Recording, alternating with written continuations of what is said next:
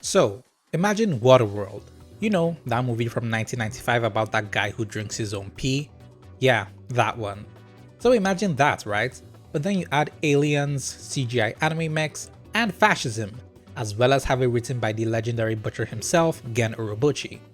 You get Gargantia on the Verdurous Planet.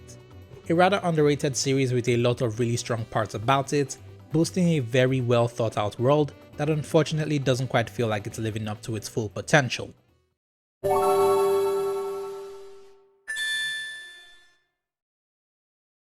In the far far future, humanity has been able to conquer space as well as form a new civilization there, calling themselves the Galactic Alliance of Humankind.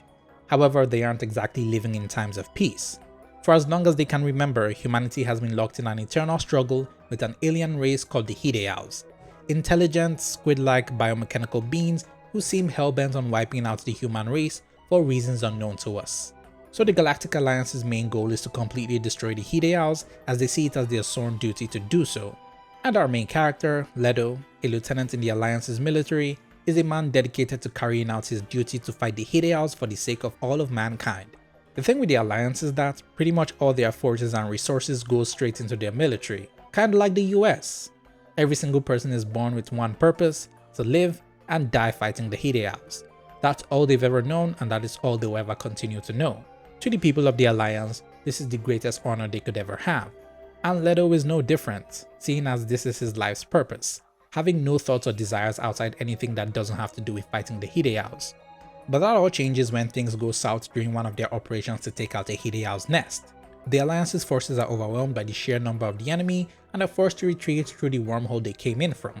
And just as Leto is about to return to the mothership to pass through the wormhole, he's knocked back by one of the Hideaus and is flung through the wormhole. Waking up in a strange place surrounded by strange people speaking a strange language, Leto can't help but wonder where exactly he is. And to make things even worse, he and his mech's AI, called Chamber, cannot seem to pinpoint their location on the astral charts, so he's found himself marooned in a foreign place with seemingly no way to contact the Alliance to get help. So after a quick misunderstanding, taking one of the locals hostage as he tries to grasp the situation, he finds out that he's actually on a planet with breathable atmosphere. But this isn't just any planet, it's Earth itself, which to Leto should be impossible since their records state that Earth was frozen over, stuck in an internal freeze that made the planet uninhabitable, which led humanity to move into space. But turns out that was hundreds of thousands of years ago. Now the Earth is nothing but one vast ocean with humans adapting to it by living on massive fleets of freight ships that sail the seas endlessly. This particular ship he's found himself on is just one of the many freight ships that are interlocked together to make up a massive fleet called the Gargantia. So now, Leto must learn to adapt to this new world and lifestyle he's found himself in, while getting to know about the new people he's met, as well as know more about himself. Yeah, you thought this was going to be some kind of sci-fi space epic telling the story of humanity's war against cosmic horrors? Yeah, no. All that stuff only really serves to give some background to Leto, and it doesn't really have that big of a role in the overall story of the anime. Gargantia on the Verdurous Planet has a more grounded and lower stakes story compared to some of Urobuchi's other works. At its heart, it's a story about self-discovery and what it means to be human. Leto is lost in this new setting, one that has no enemies for him to fight, stripping him of his only purpose and leaving him with nothing to do. So Leto, with the help of Amy, a young girl full of pep and energy who works as a delivery girl, slowly comes to understand the ways of the people as well as come to learn things about himself.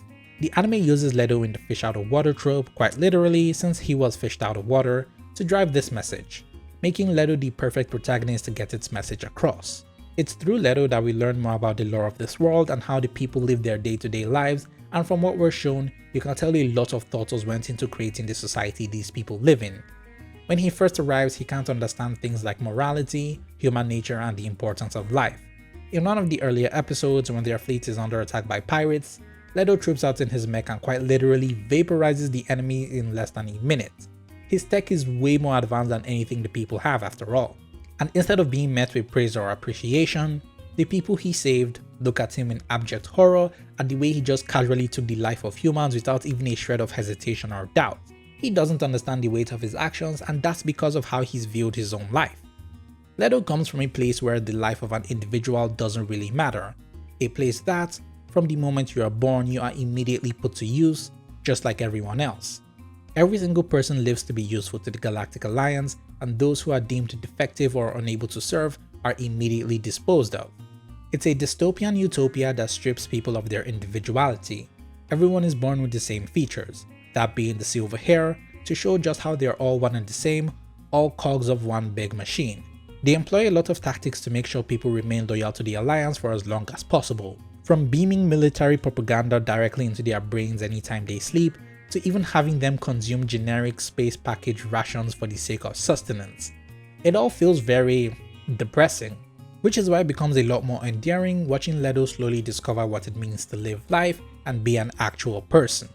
But Leto aside, the rest of the supporting cast on the Gargantia really helped to flesh out the vibes of the anime, like Pinion, a top-class troublemaking mechanic who acts bigger than he actually is and also serves as comic relief for most times, Belos, a tomboy scavenger who dives into the vast ocean to excavate relics of a bygone era.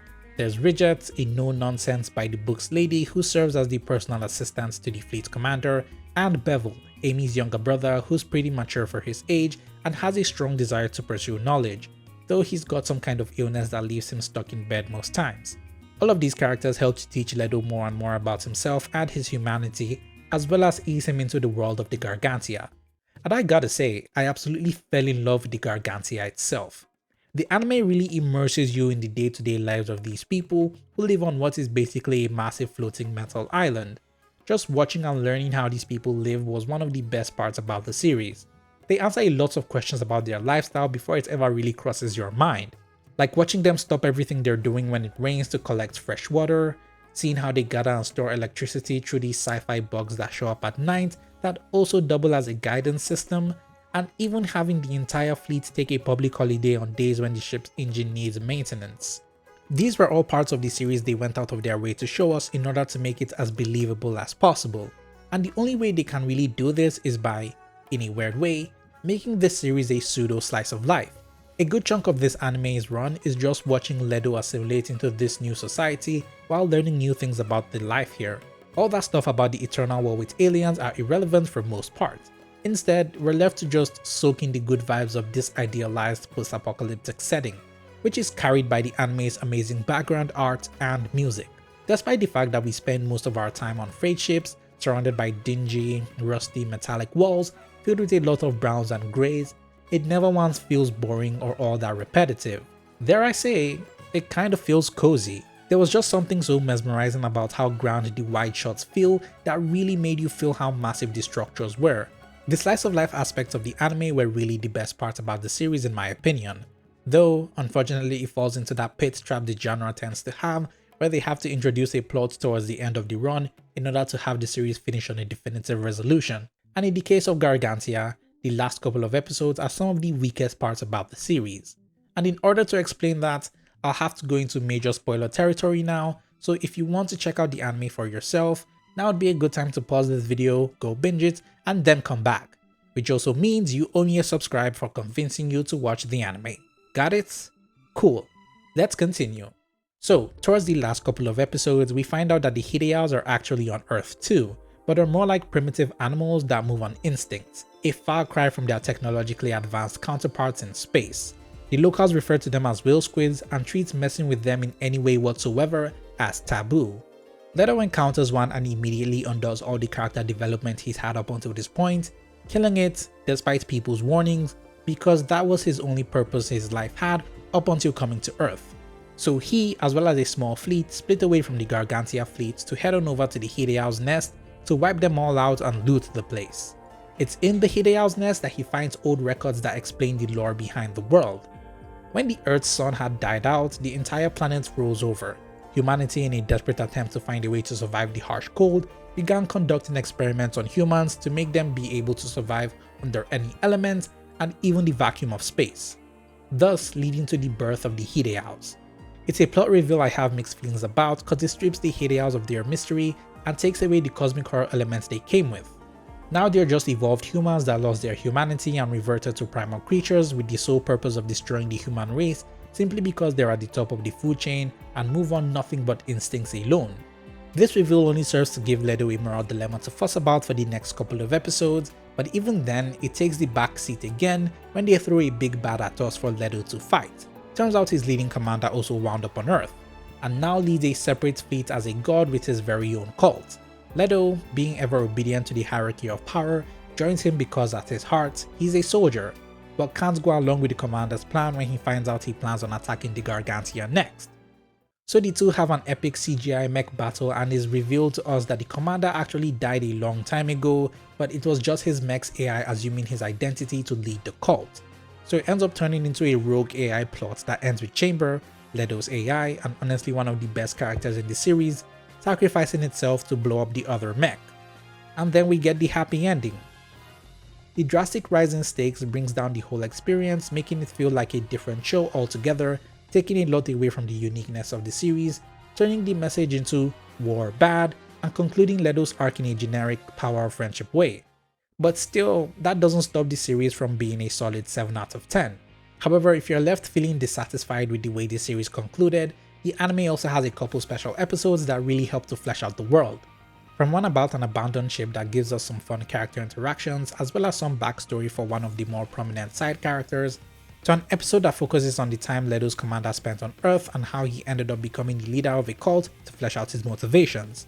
But by far the best of the special episodes has to be the 2-hour-long epilogue that split into 2 parts that serve to further expand the world, show us how much Leto has grown and has fully adapted to living on the Gargantia, as well as give us a glimpse into the direction his relationship with Amy is going in. These specials act as a much better conclusion to the series and leaves a lot open for the potential of a sequel. You can tell that there's still a lot more story to be told in the world of Gargantia, but fun fact, a second season was actually planned, but unfortunately those plans never bore fruit. So instead, the sequel ended up being adapted into 2 novels.